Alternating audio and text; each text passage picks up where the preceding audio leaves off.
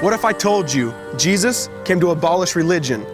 What if I told you voting Republican really wasn't his mission? What if I told you Republican doesn't automatically mean Christian, and just because you call some people blind doesn't automatically give you vision? I mean, if religion is so great, why has it started so many wars? Why does it build huge churches but fails to feed the poor?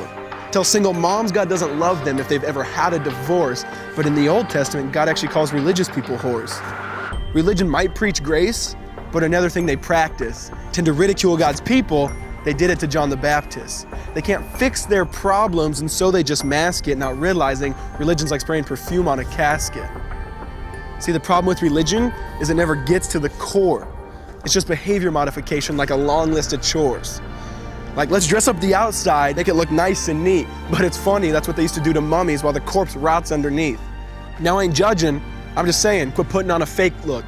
Because there's a problem if people only know that you're a Christian by your Facebook. I mean, in every other aspect of life, you know that logic's unworthy. It's like saying you play for the Lakers just because you bought a jersey. See, this was me too, but no one seemed to be on to me.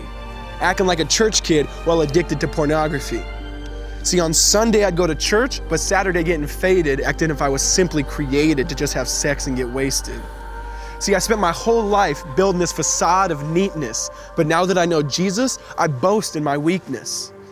Because if grace is water, then the church should be an ocean. It's not a museum for good people, it's a hospital for the broken, which means I don't have to hide my failure, I don't have to hide my sin, because it doesn't depend on me, it depends on Him. See, because when I was God's enemy, and certainly not a fan, He looked down and said, I want that man. Which is why Jesus hated religion, and for it He called them fools. Don't you see so much better than just following some rules? Now let me clarify. I love the church, I love the Bible, and yes, I believe in sin. But if Jesus came to your church, would they actually let Him in? See, remember He was called a glutton and a drunkard by religious men. But the Son of God never supports self-righteousness, not now, not then. Now back to the point, one thing is vital to mention.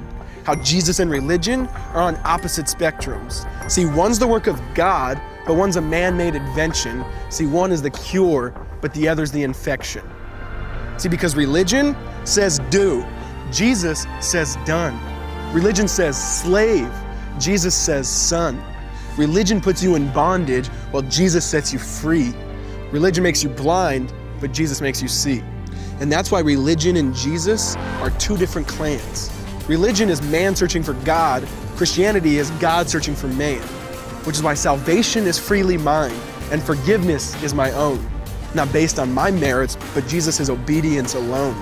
Because He took the crown of thorns and the blood dripped down His face. He took what we all deserved. I guess that's why you call it grace. And while being murdered, He yelled, Father, forgive them. They know not what they do. Because when He was dangling on that cross, He was thinking of you. And He absorbed all your sin and He buried it in the tomb, which is why I'm kneeling at the cross saying, come on, there's room. So for religion, no, I hate it. In fact, I literally resent it. Because when Jesus said, it is finished, I believe He meant it.